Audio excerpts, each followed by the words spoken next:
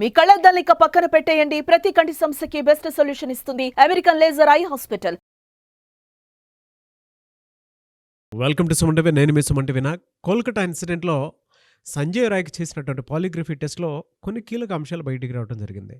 అంటే కేసు తప్పుదోవ పట్టే అవకాశాలు ఉందా లేదా అనేటువంటి దానికి ఈరోజు మనతో పాటు హైకోర్టు అడ్వకేట్ రవీంద్రనాథ్ గారు ఉన్నారు. అది వారి మాటలో తెలుసుకుందాం. Hello sir. హాయ్ అండి నాగరాజ్ గారు. సార్, ఇది కేసుని తప్పుదోవ పట్టే అవకాశం ఉందని మనం భావించవచ్చు అంటారా? ఎందుకంటే ఆల్రెడీ జ్యుడిషియల్ కస్టడీలో ఉంది. అట్ ద సేమ్ టైం సుప్రీంకోర్టులో ట్రయల్స్ కూడా దీనికి సంబంధించి నడుస్తూ ఉంది. న్యాయానికి సంబంధించినటువంటి విషయంలో కనుక మనం చూస్తే ఎప్పుడు వచ్చే అవకాశం ఉంటుందో మనం భావించవచ్చు అంటారు దీనికి సంబంధించి? అయితే ఈ కేసుకు సంబంధించి మనం ఏదైతే ఆగస్టు 9 హర్రర్ అనుకుంటున్నామో దీనికి సంబంధించి కొన్ని పరిణామాలు త్వరగా మారిపోతున్నాయి. నిన్న సందీప్ ఘోష్ని విచారించేటప్పుడు అతను చెప్పినటువంటి విషయాల మీద కొంత డౌట్ వ్యక్తపరిచారు. అదేవిధంగా ఈరోజు సంజయ్ రాయ్కి సంబంధించినటువంటి కొన్ని కీలక విషయాలు మనకు వెలుగులోకి వచ్చాయి. అంటే సంజయ్ రాయ్ చెప్పిన విషయం ఏంటంటే ఆగస్టు 9 ముఖ్యంగా ఆగస్టు 8 అర్ధరాత్రి మార్నింగ్ నువ్వు 4 గంటలకు అక్కడ ఎందుకు వెళ్లాల్సి వచ్చింది అన్న విషయానికి సంబంధించి పోలీసులు ఇంటరాగేట్ చేసినప్పుడు అతను కొన్ని సందిగ్ధకర అంటే కొన్ని డౌట్ఫుల్ ఇన్ఫర్మేషన్ లీక్ చేసడం జరిగింది. అంటే క్వశ్చన్ చేశారు పోలీసులు అక్కడ, ముఖ్యంగా సిబిఐ వాళ్ళు. నువ్వు అంత ఎర్లీ మార్నింగ్ 4 o'clock నీకు అక్కడికి వెళ్లాల్సిన అవసరం ఏమిటి, ఏ సందర్భంగా వెళ్లాల్సి వచ్చింది? 11 o'clock ఒకసారి చెస్ డిపార్ట్మెంట్ దగ్గర కనిపించావు. At the same time morning 4:03 అక్కడ నువ్వు మళ్ళీ సీసీటీవీలో కనిపించావు.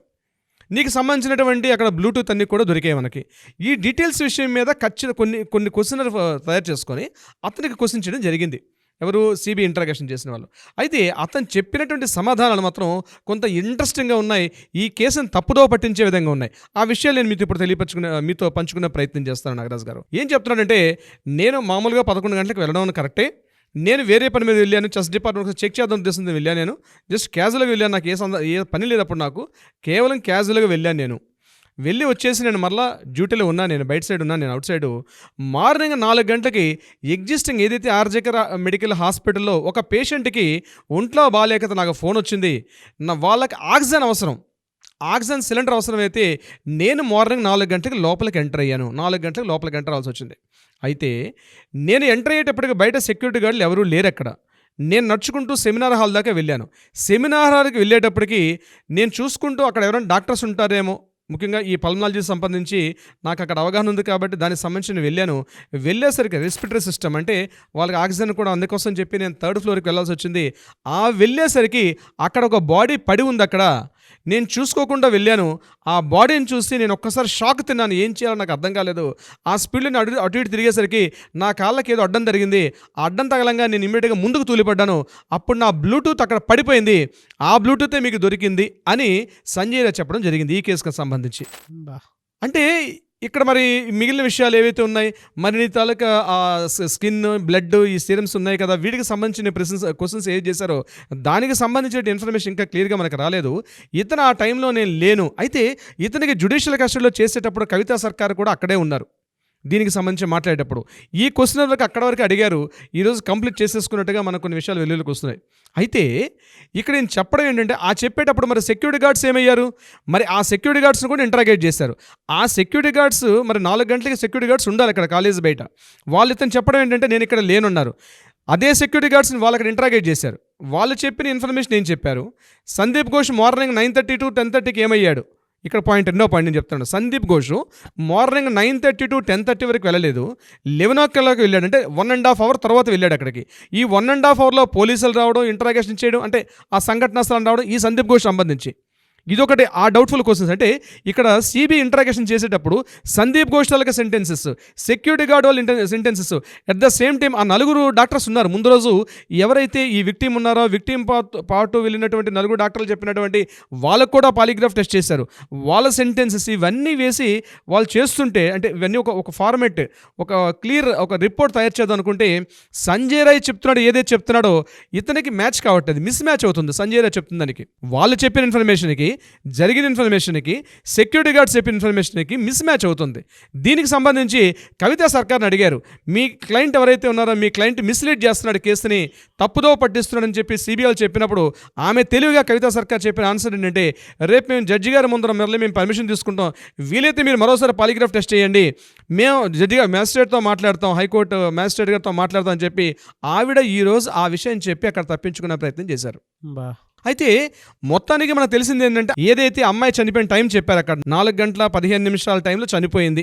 ఈ 4 గంటల 3 నిమిషాల నుంచి 4 గంటల 40 నిమిషాల టైంలో ఏం జరిగింది, ఆ పర్టికులర్గా ఏదైతే మనం చెప్పిన ఆ 29 మినిట్స్ అని మనం ఏదైతే చెప్తున్నామో ఆ 29 మినిట్స్లో ఏం జరిగింది అన్న విషయం మీద సిబిఐ వాళ్ళు ఇంకా కంప్లీట్ థరో రిపోర్ట్ తయారు చేస్తారు.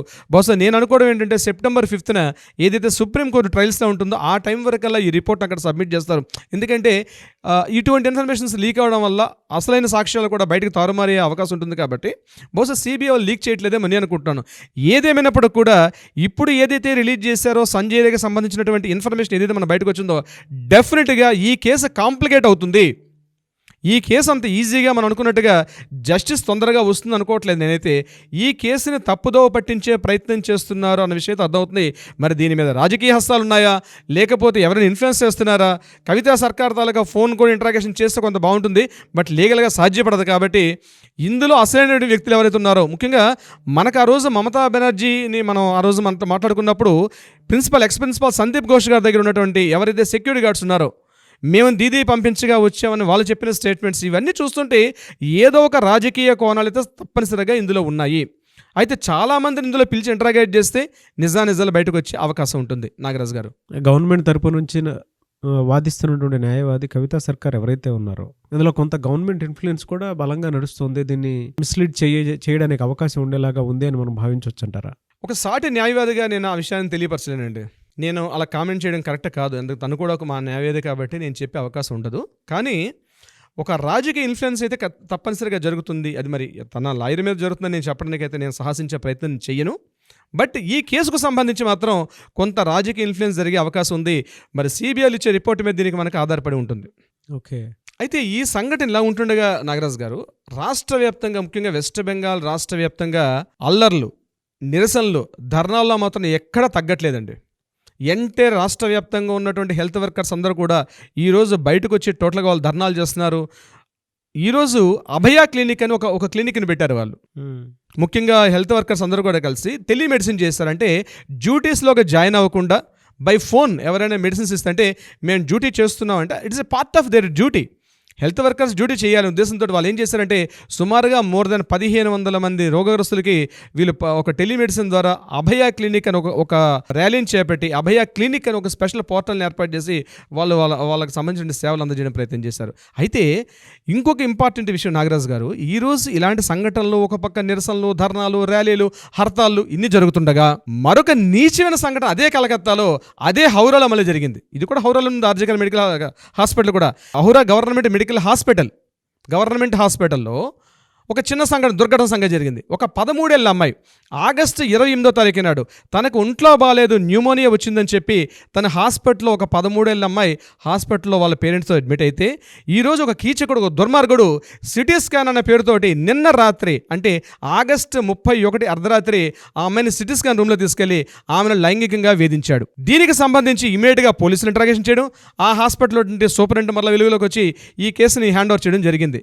అంటే ఈ సంఘటనలు ఒకటికొకటిగా ఇంత సంఘటనలు జరుగుతున్నప్పుడు కూడా అంటే ఏ ధైర్యం చూసుకొని ఈ మానవ మృగాలు ఇంతగా తెగిస్తున్నారు అన్న విషయం అన్నది నాగరాజు గారు, దీనికి ఒక అడ్డుకట్ట వేయకపోతే ఇప్పటికైనా సోషల్ రెస్పాన్సిబిలిటీ తీసుకొని కేంద్ర ప్రభుత్వం ముందుకొచ్చి కోర్టులో ఉంది, ఇది సిబిఐలో ఉందని కాకుండా ఇమ్మీడియట్గా లా అండ్ ఆర్డర్స్ ఏవైతే ఫాస్ట్ ట్రాక్ కోర్ట్స్ని ఏదైతే మమతా బెనర్జీ డిమాండ్ చేస్తుందో ఇమ్మీడియట్గా సెంట్రల్ గవర్నమెంట్ ఇనిషియేట్ తీసుకొని ఆ ఫాస్ట్ ట్రాక్ కోర్ట్స్ని ఇనిషియేట్ చేయకపోతే ఇట్లాంటి కామమృగాలు, క్రూరమృగాలు మరలా పెరిగి ఇంకా మరికొన్ని సంఘటనలు దారితీసే అవకాశం కూడా జరగబోతుంది.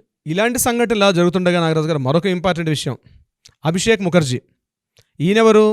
తృణమూల కాంగ్రెస్ పార్టీ కీలకమైన నేత, మమతా బెనర్జీ గారి యొక్క మేనలుడు, ఆ పార్టీలో ఒక మంచి కీ పోస్టులు వ్యక్తి.